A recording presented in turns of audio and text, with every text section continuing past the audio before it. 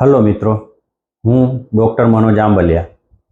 આજે આપણે ડાયાબિટીસ વિશે થોડી ચર્ચા કરવા જઈ રહ્યા છીએ. તો સામાન્ય રીતે અમારા જનરલ પ્રેક્ટિસની અંદર કે જ્યારે પેશન્ટ કોઈ અન્ય બીમારી સાથે આવતું હોય ત્યારે એમના લક્ષણો ઉપરથી અમને અંદાજ આવે કે આ પેશન્ટને ડાયાબિટીસ હોઈ શકે છે.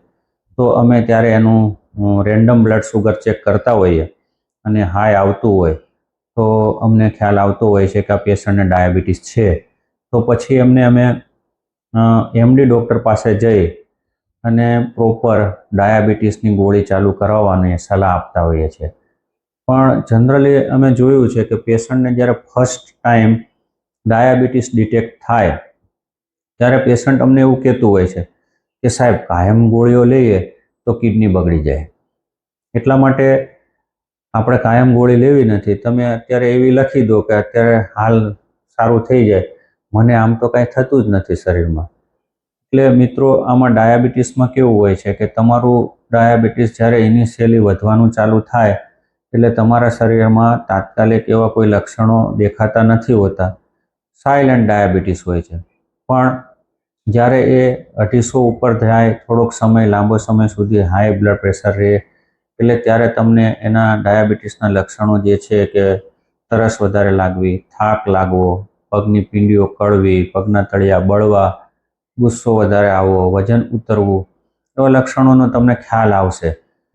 હવે એ પેશન્ટને જ્યારે ડાયાબિટીસની દવા લેવાની થાય ત્યારે એને ભય લાગે છે કે આ ગોળી લેવાથી અમને નુકસાન થશે. પણ મિત્રો, તમે એક સમયે ડાયાબિટીસની ટ્રીટમેન્ટ નહીં લો અને ટ્રીટમેન્ટ કર્યા વગર જે ડાયાબિટીસ શરીરને નુકસાન કરશે એ અનેક ગણું વધારે હોય છે.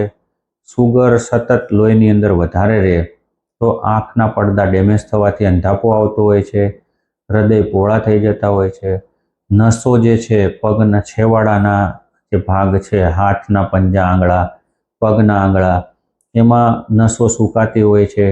એટલે આગળ જતાં તમને ખાલી ચડવી, બેરાશ આવવી એવા લક્ષણો આવતા હોય છે. જે માઇક્રો સર્ક્યુલેશન છે, ઝીણી ઝીણી લોહીની નળીઓ છે, એ નળીઓ ડાયાબિટીસ સતત ટ્રીટમેન્ટ વગર તમે એને રાખતા હો સુગર વધારે તો એનાથી એ નળીઓ બ્લોક થતી હોય છે. એટલે છેવાડાના ભાગમાં લોહી પહોંચવાનું બંધ થતું હોય છે કે જેથી કરીને ભવિષ્યમાં પગના અંગૂઠા, ક્યારેક આખો અડધો પગ કપાવવાની જરૂરિયાત ઊભી થતી હોય છે. જ્યારે ડાયાબિટીસની શરૂઆત હોય છે ત્યારે ડાયાબિટીસની શરૂઆતમાં પેશન્ટને કોઈ તકલીફ દેખાતી નથી અને વાગે તો તરત રૂજ આવી જતી હોય છે. એટલે દર્દી આવીને એવું કહેતું હોય, સાહેબ મને તો આ અલગ પ્રકારનો ડાયાબિટીસ છે, મને આમાં કાંઈ થતું જ નથી, મને વાગે તો તરત જ રૂજ આવી જાય છે. પણ મિત્રો, એવું નથી હોતું.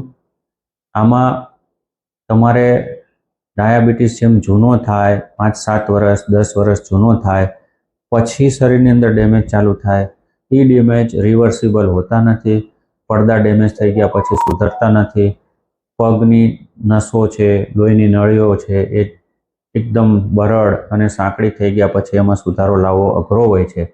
એટલે પછી જ્યારે તમને વાગે અંગૂઠામાં, પગના અંગૂઠામાં કેવી રીતે, અને પગના પંજામાં ઘા પડે અને ત્યારે રૂજાઓ અમે મિત્રો જોયેલું છે, બહુ જ અઘરું હોય છે, જલ્દી રૂજ આવતી નથી.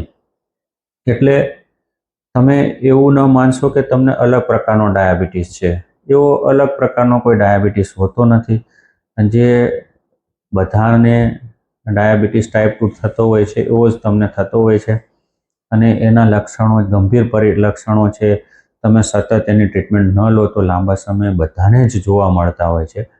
અને દવાની સાઈડ ઇફેક્ટ ચોક્કસ હોય, પણ એની કમ્પેરિઝનમાં જો દવા ન લઈએ અને સુગર આપણા શરીરમાં સતત વધારે રહે અને એનાથી જે શરીરની અંદર ડેમેજ થાય એની કમ્પેરિઝનમાં એ ઘણું બધું ડેમેજ દવા ન લેવાથી અનેક ગણું વધારે થતું હોય છે.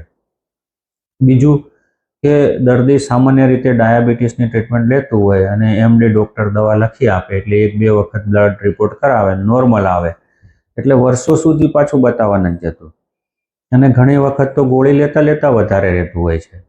તો મિત્રો, તમે એક તો ગોળી લો છો, ગોળી લીધા પછી તમારું સુગર વધારે રહે છે, વસ્તુ તો સેમ થઈ, તમને ડેમેજ તો આવવાના જ છે. તો તમારે દર 3 મહિને ડૉક્ટર તમને જેમ સમજાવે છે એવી રીતે એની પાસે જવું પડે. તમને કોઈ પ્રોબ્લેમ ના હોય તો જવું પડે. તમને એ એકની એક જ ગોળી લખી આપે છે, છતાં તમારે એની પાસે 3 મહિને જવું જ પડે. દર્દી એવું કહેતા હોય કે સાહેબ ગોળી તો એની જ લખે છે, ખોટી ફી આપવા જેવું નહીં મિત્રો. એ તમારા જીવનનું રક્ષણ કરશે, તમારી લાઈફની જે ક્વોલિટી છે એને જાળવી રાખશે. અને 3 મહિને ભલે એ એકની એક દવા લખશે, પણ એના સંપર્કમાં રહેવાથી તમે મોટી મુસીબતોને ટાળી શકશો. તમે જ્યાં સુધી જીવશો ત્યાં સુધી તમારી લાઈફસ્ટાઈલ છે એ એકદમ ક્વોલિટીવાળી રહેશે. એટલે એમડી ડૉક્ટરના સતત સંપર્કમાં રહો, 3 મહિને રેગ્યુલર રિપોર્ટ કરાવતા રહો અને મેડિસિનને સતત ચાલુ રાખો. ઘણી વખત દર્દી જ્યારે પહેલી વખત ડાયાબિટીસ ડિટેક્ટ થતો હોય છે ને, ત્યારે દર્દીને ડૉક્ટર દવા લખી આપે કે આ 15 દિવસની દવા પૂરી કરીને રિપોર્ટ સાથે આવજો. તો મારો વર્ષોનો અનુભવ છે કે દર્દી શું કરે છે કે ગોળીઓ પતી ગયા પછી બીજે દિવસે વગર ગોળી પીધેલું એ આપવા જતું હોય છે, અને એના કારણે એનું સુગર વધારે જ આવે. કેમ કે આપણે ફર્સ્ટ ટાઈમ જ્યારે દર્દીનું સુગર ચેક કર્યું અને એ ડિટેક્ટ થયું કે આને ડાયાબિટીસ છે, તો આપણને ખબર પડી ગઈ છે કે ભાઈ તમને તો ડાયાબિટીસ છે જ. હવે તમારો ડાયાબિટીસ જાણવાની અમારે કોઈ જરૂર નથી.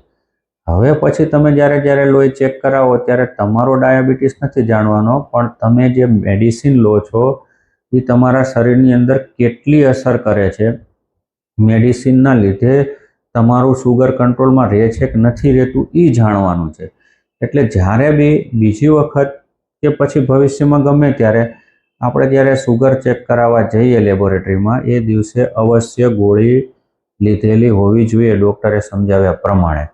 હવે ઘણી વખત તો કેવું થાય, ગોળી ખૂટી ગઈ હોય, 2-3 દિવસ વગર ગોળીએ કાઢી નાખ્યા હોય, અને પછી આપણે ડાયાબિટીસ ચેક કરાવવા જઈએ તો એ 300 જ આવે ને, તમારે જેટલું હોય એટલું આવે. એટલા માટે મહેરબાની કરીને ડાયાબિટીસને સમજો અને એને ચેક કરાવવામાં પણ આ રીતે ચાલુ ગોળીએ જ ડાયાબિટીસ ચેક કરાવવા જાઓ અને એ રિપોર્ટ જ તમે એમડી ડૉક્ટરને બતાવો. ઘણી વખત એમડી ડૉક્ટર પોતાની વ્યસ્તતાને કારણે તમને એવું કીધું હોય કે આ 15 દિવસની દવા લખું છું, તમે આ 13 દિવસે રિપોર્ટ કરાવી આવજો, અને તમે પૂરું સમજ્યા ના હો, કામ સમયની દોડ ભાગમાં તમે 13 દિવસે જવાની જગ્યાએ 17મા દિવસે ગયા, તો વધારે જ આવવાનું છે ને. ગોળી વગર ડાયાબિટીસ ચેક થશે એટલે તો વધારે જ આવશે. અને પછી એમડીને આપશો તો એમડી વગર જરૂરતે દવા ફેરવશે. એટલે જ્યારે બી ડાયાબિટીસની દવા ચાલુ થાય એ પછી જ્યારે સુગર ચેક કરાવવાનું થાય, એ દવા ચાલતી હોય ત્યારે ચાલુ દવાએ જ સુગર ચેક કરાવવા જવાનું, કે જેથી કરીને તમને દવાની આપણા શરીરમાં કેટલી અસર આવે છે એની આપણને ખબર પડે. તો મિત્રો, આ જે મેં તમને ચર્ચા કરી એ તમે એને ધ્યાનથી લેજો. અને જો તમને સુગર વધારે રહેતું હોય, ડાયાબિટીસ તમારું ડિટેક્ટ થાય, તો એકલી દવા ઉપર નિર્ભર ના રહેતા. મેં મારા 28 વર્ષના અનુભવમાં જોયું છે કે એક વખત સિંગલ ડ્રગ્સ લખે છે ડૉક્ટર, અને તમે ધનાધન જેમ જીવો છો એમ જીવવાનું ચાલુ રાખો. એ દવા ફક્ત 2-3 વર્ષ અસર બતાવે છે, પછી તમારું પાછું વધવા મળે છે. પછી તમે પાછા એની પાસે જાઓ એટલે ડબલ ડ્રગ્સ ચાલુ થાય છે, એટલે તમારું કંટ્રોલમાં આવી જાય છે. તમે તમારું જીવન ધનાધન ચાલુ રાખો એટલે બીજા 2-4 વર્ષ પછી પાછું સુગર વધવા મળે છે. આવા ક્રમમાં છેલ્લે તમારે ઇન્સ્યુલિન લેવાનો વારો આવે છે. એટલા માટે એકલી દવા ઉપર નિર્ભર ન રહેતા ખાણીપીણીમાં ધ્યાન રાખો, રેગ્યુલર કસરત કરો.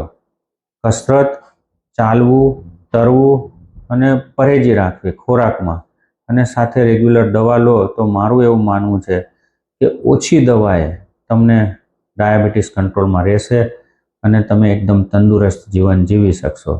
અસ્તુ.